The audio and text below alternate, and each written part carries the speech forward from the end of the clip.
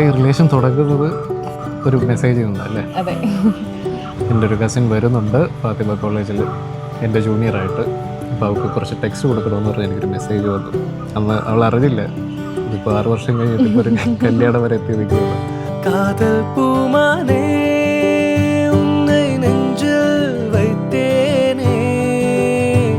നമ്മുടെ റിലേഷൻ തുടങ്ങി ഒരു 2 മാസം കഴിഞ്ഞപ്പോഴേക്ക് കോവിഡ് ലോക്ക്ഡൗൺ. 2 പേരും അകത്തായി. പിന്നെ കാണാൻ പറ്റുന്നില്ല.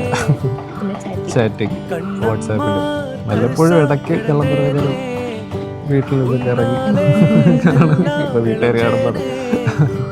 ഒരുപോതും ഉന്നെ പിരിയേനേ എന്നിൽ യാവും മാനായേ. ഇതിനെ പറ്റി പറയുകയാണെങ്കിൽ എന്നെ സംബന്ധിച്ച് ഞാൻ ചില കാര്യങ്ങളിൽ അത്ര കോൺഫിഡൻസ് ഇല്ലാത്ത ഒരാളാണ്. അപ്പം ഞാൻ എന്ത് കാര്യം ഒരു കോൺഫിഡൻസ് ഇല്ലാത്ത കണ്ടാലും ക്രിസ് ഇങ്ങനെ എൻ്റെ കോൺഫിഡൻസ് ബൂസ്റ്റ് ചെയ്തുകൊണ്ടിരിക്കും. കോൺഫിഡൻസ് ബൂസ്റ്ററാണ്. എപ്പോഴും എന്നെ ഇങ്ങനെ മോട്ടിവേറ്റ് ചെയ്തുകൊണ്ടിരിക്കും.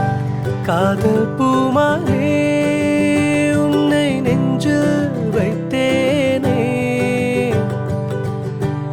അടിയേ രാസാത്തി ഉന്നെ നിതമും നനച്ചേനേ.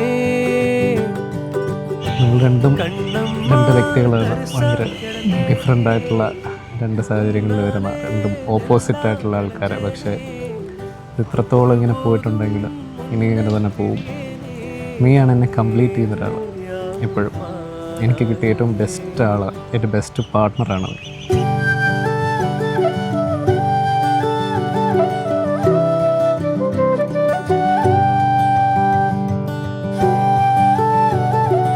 പണ്ട് പറഞ്ഞ ഒരു ക്രിഞ്ച് ഡയലോഗ് ഇപ്പോഴും ഞാൻ പറയാൻ പോകും.